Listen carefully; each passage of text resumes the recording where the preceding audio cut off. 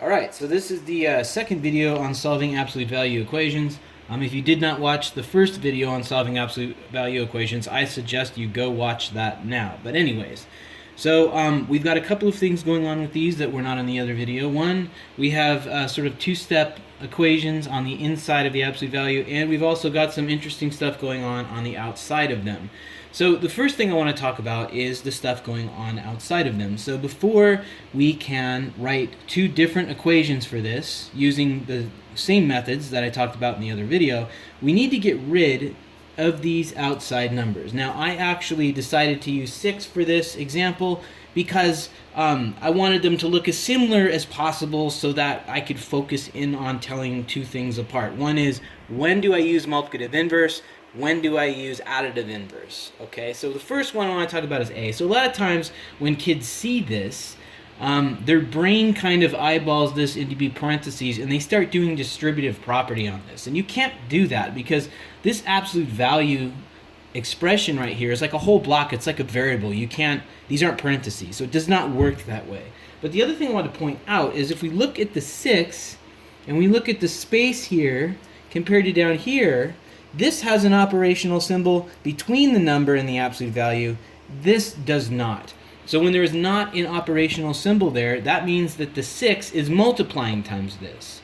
So just like you would do if this said 6x is equal to 12, you would actually multiply the 6 by 1/6 to get rid of the 6. And so that's what I'm going to do. So I'm going to use multiplicative inverse on this. So I'm going to go ahead and write that down.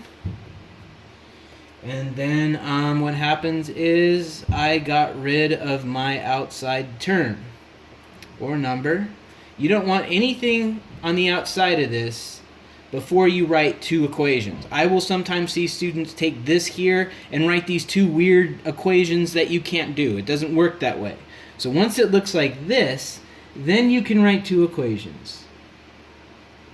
Now I usually space them apart like this, and you'll see why, because I could do these separately, but I like to do them together because what happens is you end up doing the same thing twice and you can go right across. So watch what I'm doing. So the first thing I'm going to do is get rid of this 2. So I'm going to do 2 minus 2 plus 10x equals 2 minus 2. So that's the additive inverse. And then I don't have to write my property again over here, because it's going to be the same thing.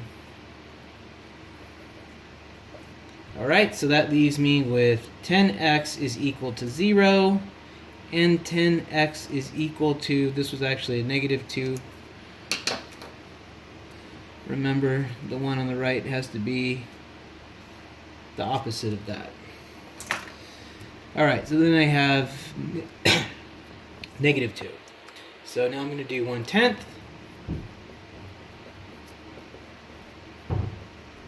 That's my multiplicative inverse. And 1/10 over here. That's my multiplicative inverse. Well, I don't need to write it again. So then I have x is equal to 0. And x is equal to, let's see, that would be, oh, this is a negative 4. Wow, I'm really messing up. Alright, so this is negative 4. So this is going to be negative 4 over 10, otherwise known as negative 2/5. So negative 2/5, 0.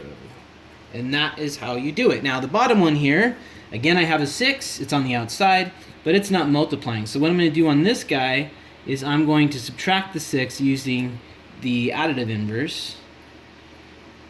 Now I'm going to put the plus here just as it's a good habit, because sometimes this is a minus and you got to do something else to it. That doesn't really come up on these guys. It's more on the inequality ones. But again, before I move on, you're going to start with additive inverse if there's an operational symbol here. If there's not, you start with multiplicative inverse. That's the difference.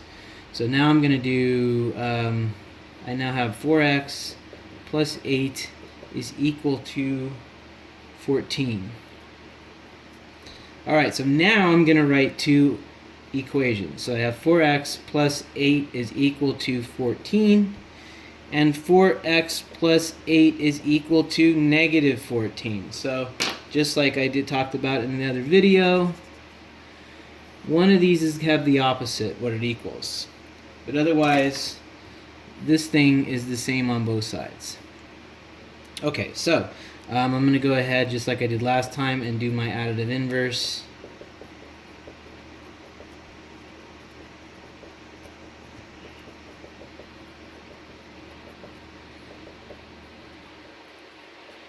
Okay, so then this one is 4x is equal to 6, and this one is 4x is equal to negative 22. So then I have 1/4 times 4x is equal to 6 times 1/4. That's a mult inverse, which is the same thing I'm going to be doing to this one over here.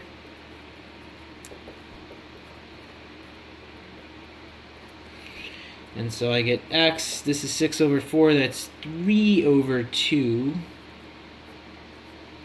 And then this one over here is negative 22/4, which would be negative 11/2.